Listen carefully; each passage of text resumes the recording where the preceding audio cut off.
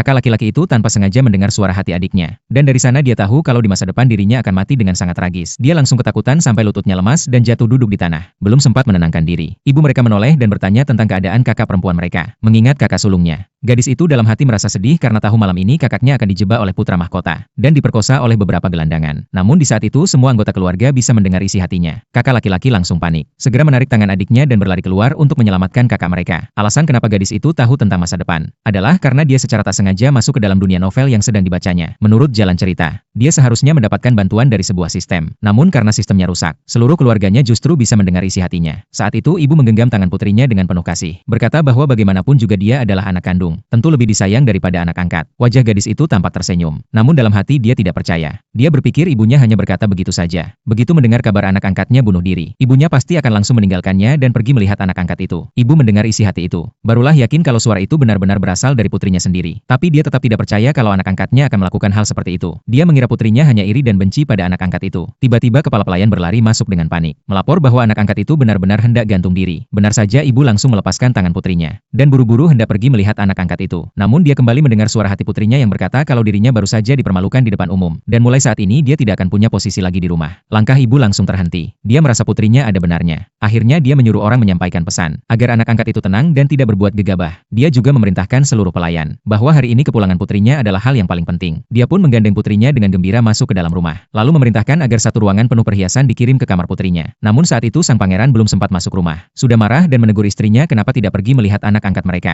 Bahkan tidak menoleh sedikit pun ke arah anak kandungnya. Ibu buru-buru menjelaskan kalau gadis itu adalah putri kandung mereka. Tapi pangeran sama sekali tidak mengakuinya. Ibu tidak mengerti kenapa suaminya bisa begitu kejam. Lalu suara hati gadis itu kembali terdengar. Dia berkata bahwa ayahnya tidak pernah mencintai anak-anak yang dilahirkan oleh ibunya. Yang dia cintai hanyalah anak angkat itu. Karena anak angkat itu sebenarnya adalah anak hasil hubungan ayahnya dengan selingkuhan. Ibu mendengar itu seperti tersambar petir. Akhirnya dia paham. Kenapa dulu saat baru mengangkat anak itu, suaminya begitu menyayangi gadis itu secara berlebihan. Kalau bukan karena mendengar isi hati putrinya, dia mungkin takkan tahu kebenaran ini seumur hidup. Karena marah dan sakit hati, dia hampir pingsan. Untung putrinya segera menolong, mengalirkan tenaga dalam untuk menenangkan tubuh sang ibu. Barulah ibu perlahan pulih kembali. Namun setelah itu gadis itu membuka rahasia yang lebih dalam, mengatakan bahwa dulu saat ibunya hampir diperkosa, itu semua sebenarnya adalah rencana sang pangeran sendiri. Ibu tertegun di tempat, lalu dengan marah mencengkeram baju suaminya, dan mendorongnya jatuh ke tanah. Sang pangeran marah besar karena diperlakukan begitu, langsung memaki dan pergi dengan marah. Tapi amarah ibu belum juga reda. Dia hanya ingin segera menemukan wanita simpanan suaminya. Namun saat itu juga, adik perempuan sang ibu datang dengan tergesa-gesa, dan suara hati gadis itu kembali terdengar. Dia berkata bahwa adik ibunya itulah selingkuhan ayahnya, dan kedatangannya kali ini hanya untuk membujuk ibu agar pergi melihat anak angkat itu. Mendengar kenyataan itu, ibu benar-benar tak bisa menahan amarah. Langsung memerintahkan agar anak angkat itu diusir ke rumah pedesaan. Adiknya masih berusaha membujuk, tapi ibu juga mengusirnya keluar dari rumah. Malam pun tiba.